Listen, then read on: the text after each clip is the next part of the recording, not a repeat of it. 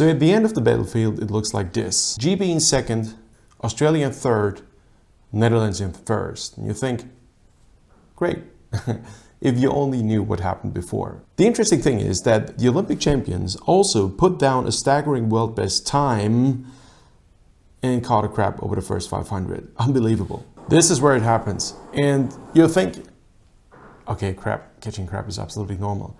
No, this Olympic regatta has seen so many craps, it's almost impossible. But something you may not realize, the conditions were actually quite uncomfortable. It's not easy to row in these conditions.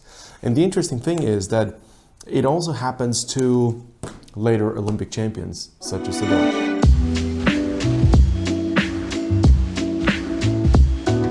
Let's talk about the boats in specific. If you look at Australia, so the boat right here, what I love about them is the way they push with their legs before they start to use the upper body. So for me in a quad, that is very important, because if you have 4 rowers in there with a weight of, let's say, an average 85 kilos, so 340 kilos, it's a third of a ton. The question is, how do you move it? So any type of motion that is vertical will make that boat bounce up and down. You know these quads when they roll along like a steamship. You don't want to do this.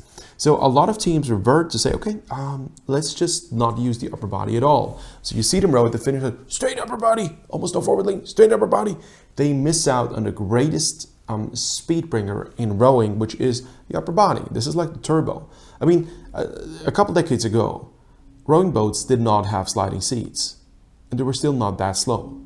So I wonder why. And then the first slides they had, I remember when I was a kid in my rowing club, they had super short slides. And I thought, how is it possible that anybody can row with this? Because it wasn't necessary. Well, it was, people didn't consider it to be that necessary. Today we have long slides, so people move the seat all over the place, and you think it's just all about legs and seat, but it's not. It's the legs to upper body transition. Now the question is there a leg drive before? Or is there no leg drive before? The opening of the upper body, so the most important aspect of the entire drive, does not happen in a synced up way. There is a significant difference just in the way they pick up force at the catch. At least I perceive this to be the case. I might be wrong. You guys may please correct me. Say, hey, we worked on force curves and that's perfectly perfect. All right, it's just for my lame eye, it looks like it is not perfect. So if you're here at the catch, just watch the silhouettes. Stroke eye here. Pretty stable, bit of a cheat early, upper body, but not too much. Look at number 3 seat. There's a bit of rotation going on before the blade is in the water. Also, it appears to me that stroke has a significantly longer torso, at least. I don't know if there is actually taller, but a longer torso than number 1, 2, and 3 seat. If you've got a very long upper body, it can go a long way, you would think. But if you get a short upper body, you may want to save it up for later. But why is it that the guy with the shorter upper body in 3 seat pivots with the upper body right at the catch when there's not that much body mass or length to use? I might be mistaken, but I keep on saying this. I'm not Mr. Know-it-all. These are just my 50 cents. Okay, let's look at number 2 seat, right here where my cursor is. At the catch, this is fabulous leg drive. I mean, all of the 4 actually have an awesome leg drive, but there are fine differences.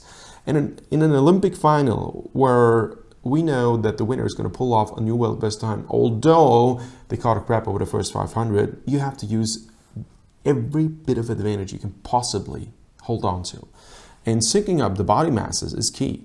Tony Connor put this right when he said, hey, rowing is all about using body weight. So the first part of the drive is static, the second part of the drive you want to use it dynamically. And that is absolutely true in my humble opinion. There's no better way to put it. And the question is, do they do this in sync? And in a quad, if there's so much mass over such a short length of the boat, if you don't sync up the upper bodies, you're in trouble. And if trouble just means not becoming Olympic champion. Number 1 seed here. It all looks quite like, okay, there is actually a lot of leg drive going on with all 4 and a nice upper body finish because the timing of the blade work is pretty much synced up. But is it actually a working and functioning together as a unit? I'm not quite sure. Let's see if we can get a better shot of the Australians right here. I do see something. If you just look at the lowest part of the trunk, that seems to look like upright, and most of the flexibility to reach forward seems to be accomplished by having a hunched upper back.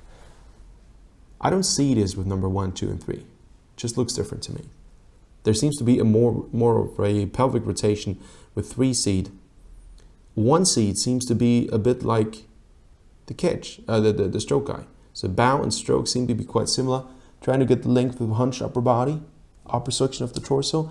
While number 3 seat actually does a nice rotation from the pelvis, and number 2 seat is kind of in the middle. So to me, it looks like the way they set up their bodies is quite different. And the way you set up your body has a lot to do with how you transfer force. It is a difference whether your upper back is hunched or your low back is hunched. Ideally, the force transfer here at the catch should be hands, shoulders, hip joints, knees, feet, you would think. But the torso is the main part in between, because it takes a lot of mobility, which most of us lack, to set up the torso in a way where you can transfer force from the shoulders down to the hips. And that requires that little part, the pelvis, to be mobile and strong enough. And another thing, if the upper section of your trunk is that hunched, it's very likely you produce a lot of shoulder girdle weight onto your oar handles. And that will change the timing of your catch. I know the blade work is easy to sync up because you can look at it so well. But the question is, how do you end up with the same blade work? That is what creates the differences. And that is, for me, the reason why some teams are super fast and some teams simply win. There is no use being super fast if somebody else is faster, like the Dutch, for example. No offense to the Aussies. I love you guys and I love the way you row. And I'm not here to say I didn't do a great job. I mean, you made an Olympic medal. I mean, a lot of people envy you badly, and rightfully so.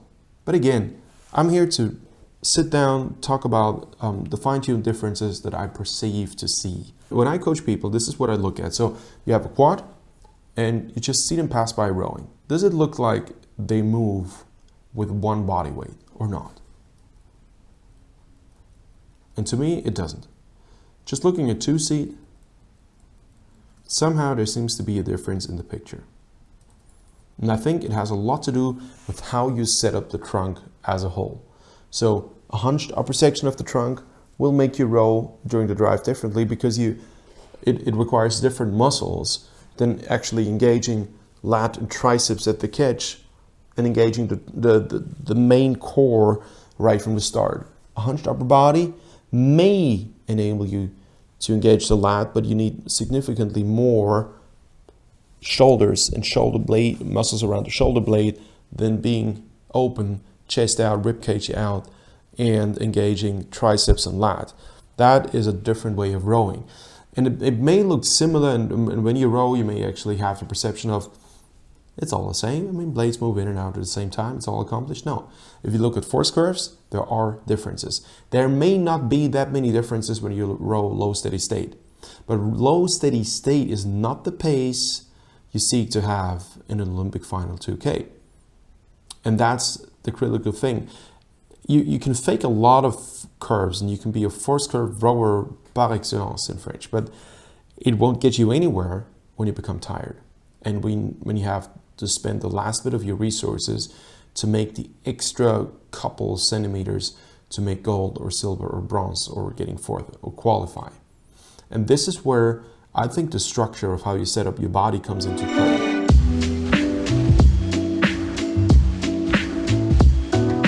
That is a quick shot to show you again the rough conditions. See this? It's pretty choppy and aggressive. Once more, pretty choppy and aggressive. This is not easy to row. Not easy. This is one of the best shots of the entire race, in my humble opinion. So we will see the gold medal winners and the silver medal winners. So Netherlands versus UK.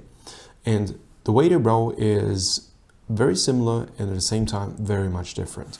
So we see only 1 to 3 seed of the Dutch 4 and the entire UK 4.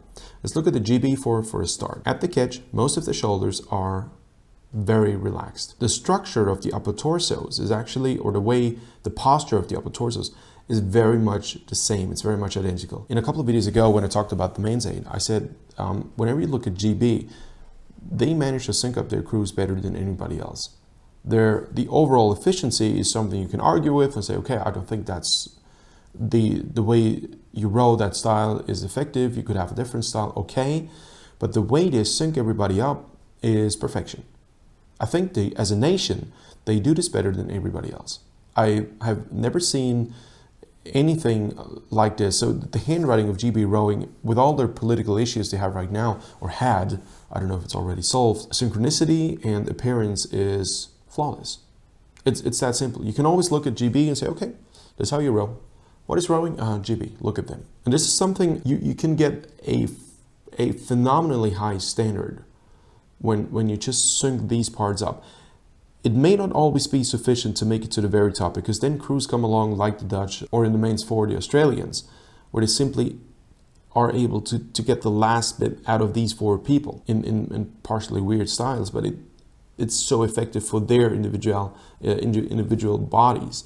This is something I think the British are missing out on. If you sync everybody up, visually speaking, then you miss out on individual potential that could be better used. So in other terms, it is probably better to sync up the force curves at peak load under extreme exhaustions. This is ultimately what counts for me, than trying to sync up just visually speaking.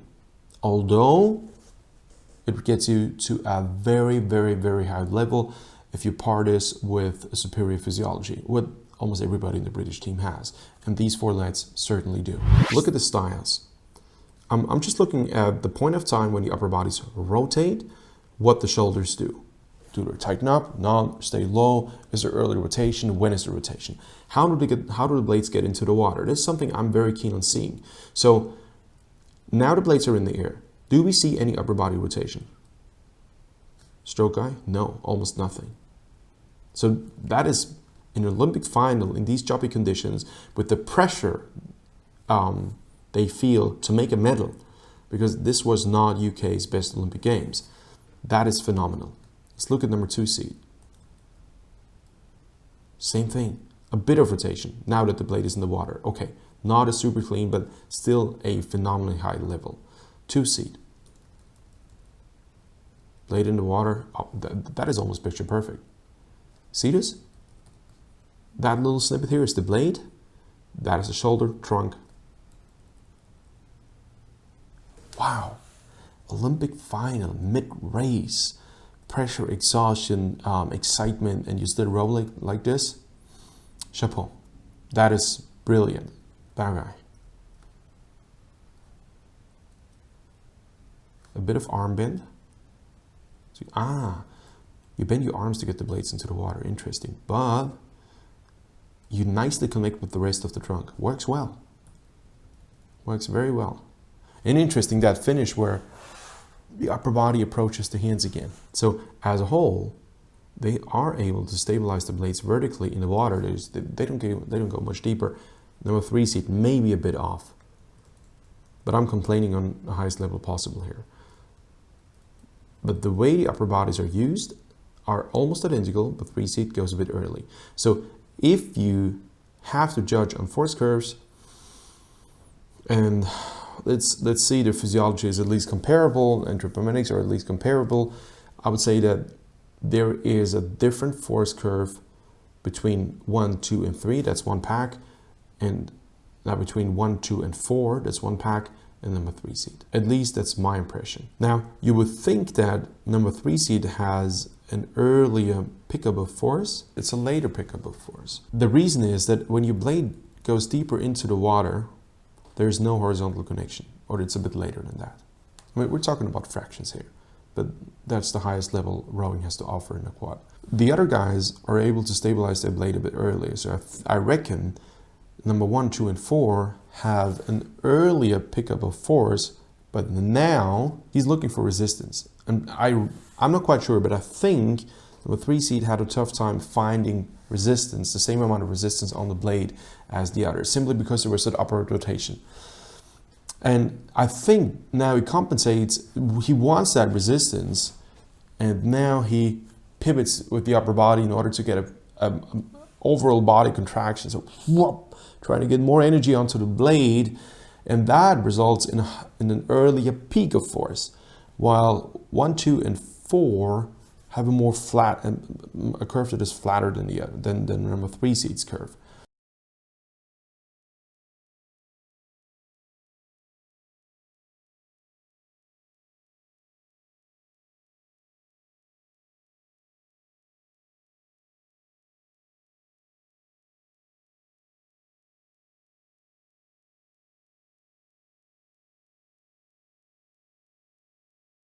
Let's look at the Dutch. Again, check their blades and check their upper bodies. Interesting. The bow guy, who actually caught the crab in the first 500, is closer to the water at the catch, which is, technically speaking, better than all the others. Very loose shoulders across the entire crew, which is beautiful to see. The way they catch, is there a lot of rotation to get the blades into the water? No. No. Actually not. No. Wow. That is pretty unified. Ready? Blades into the water. Okay, bow guy does a bit. But that pack here, especially the 3 seed, wow, it's very, very stable. Interestingly, both on all four work a lot with their arms to get the nesting. So to get the right hand closer to the body than the left one. Nice leg drive. Oh, is that solid? Is this beautiful? Look at that. Here, watch the leg drive. No upper body, no upper body. Look. Upper body motion. Wow. That is spectacular. Once more. Leg drive, patience, especially 2, 3, 4. Patient. Swing together, control, whoop. Guys, this is spectacular. This is so good. I think that the bow guy's technique is not his typical technique at that stage, if I'm not mistaken, at least to a certain degree, because he's very much concerned to catch another crab. So the overall style with the hunched upper back and a straight pelvis here, that is probably his usual rowing style.